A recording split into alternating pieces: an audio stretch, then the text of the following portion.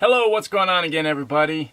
So, as you saw in one of my last videos, I bought a new vehicle, the van, and since I bought that, I've been doing a lot of thinking about the vehicles I've had in the past. So I thought it would be kind of cool to do a video on all of the vehicles I've had in the past. And it's quite a few of them. I had to write them all down. But those are just the cars. That does not count the RVs. I'll do another video on that, on the RVs that I've had. But this one is strictly cars. I am a car person, if you haven't found that out yet. So yeah, I thought it'd be cool to talk a little bit about the vehicles I've had and show some pictures and maybe some videos I've had taken of the different vehicles. So I hope you all enjoy this, and let's get started. Okay, my first car I bought in, I would say it's around 2001, and it was a 1989 Mercury Cougar Ls. That was a really cool car, I thought, at the time. Still think they're pretty cool, and had a lot of fun with it. Learned how to drive in it. Once I got my second vehicle, I actually used it as my work car. I delivered a weekend newspaper product that came out every weekend, and I was able to fill up the trunk and the back seat and the passenger seat with all the papers. And yeah, so I used that as my work car. And I learned how to drive in that car. Well, I already knew how to drive, but that's what I took my driver's test in, which was interesting because we had like 60-mile-an-hour winds and had to park in cones, and the cones were all down, so I didn't know where I was going, but I passed with flying colors. And that was a cool car. My mom ended up buying that car, and she ended up using it for a while.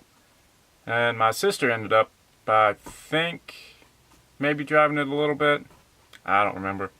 But yeah, so my first car was a 1989 Mercury Cougar Ls. My second vehicle that I bought was a 1989 Mercury Cougar Xr7, and I absolutely love that car. And I'm online quite often, still trying to find a good one today, because that's the one car I regret selling. If you're not familiar with the 89 Mercury Cougars, the 89 and the 90 models came supercharged. So it had a 3.8 liter supercharged V6 that it was 210 horsepower and like 330 pounds of torque. And that car was a fun car, and I really miss that car. But yeah, came across that car at a dealership, and it was kind of tucked off into the back, and they didn't really want a whole lot for it, and it was in great shape, had low miles, and leather interior. It was a really cool car, really fun, and it was not very easy to drive in the Ohio area with the snow. The car had a hard enough time getting traction on wet pavement, and snow made it almost impossible. I had to keep kitty litter, bags of kitty litter in the back to keep it from getting stuck. But yeah, that is one of my favorite cars I've ever owned, and one of the cars that I will eventually repurchase. Third car that I bought was a car that I had seen growing up in Tennessee. There was a person that had it at an apartment complex that we always drove by when I was little.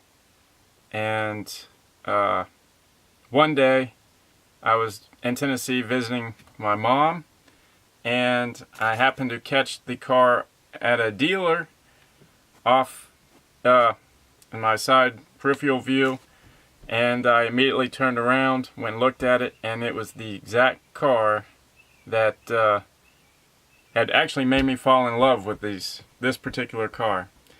And it was a 1991 Nissan 300ZX. And this particular one had the color changing paint on it. So, you know, I was probably 7, 8 years old when I first saw it and thought that was cool with the color changing paint. And little did I know I would actually end up buying that car. But that car was very rough when I got it. It had been keyed, the spoiler had been ripped off, and it was actually a repo.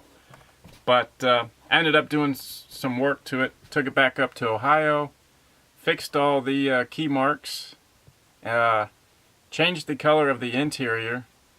The interior was a dirty brown looking color. I ended up changing it to black and white. Black interior with the white accents. And that was a pretty cool car to be able to own. That was the car that made me fall in love with the 300ZXs. And that was a cool car. Here's an interesting little fact about the 300ZX. When I bought the car, I did not know how to drive a manual. And this car was a 5-speed. I mean, in theory, I knew how to drive it, but I never drove a 5-speed or any manual car at that time. And I drove the car right off the lot. I learned pretty much how to drive a standard right there, taking it off the lot. And didn't have any issues. So that's pretty cool. It was an interesting way to learn, but it was fun. The next car that I bought was a 1995 Mitsubishi 3000 GT SL. Saw that car at a lot too. It was a good price. Not a whole lot to say about that car. It was just a fun sports car to have. Now, I did own the two Cougars, the 300ZX and the 3000 GT at the same time. Those were my high school cars, and so I drove a different car to school almost every day during the week. And yeah, but the 3000 GT, it was a nice little car. It had some interior work that needed to be done, but drove great. Fun car. I don't remember the power on it. I think it had 220 horsepower, 5-speed, and yeah, neat little car. So the next car that I ended up getting was a 1995 Ford Probe GT. It was not a car that I was really looking for, but I'd been trying to sell the 300ZX for a while and wasn't getting any interest. And this guy came up, offered to trade the Probe for the 300ZX, and he said this Probe was had a European spec motor on it. Was pretty rare as far as paint, the color of it was, and the engine had been modified somewhat. So I ended up trading him for that. Ended up only driving the car once. That car could hardly ever keep running, and yeah, that was an awful car. But it sounded good. It had a cool exhaust on it. Oddly enough, the guy that traded me that car came back and bought that car back, and he had ended up owning like 18 Probes. And I don't know what his fascination with Probes was, but nah.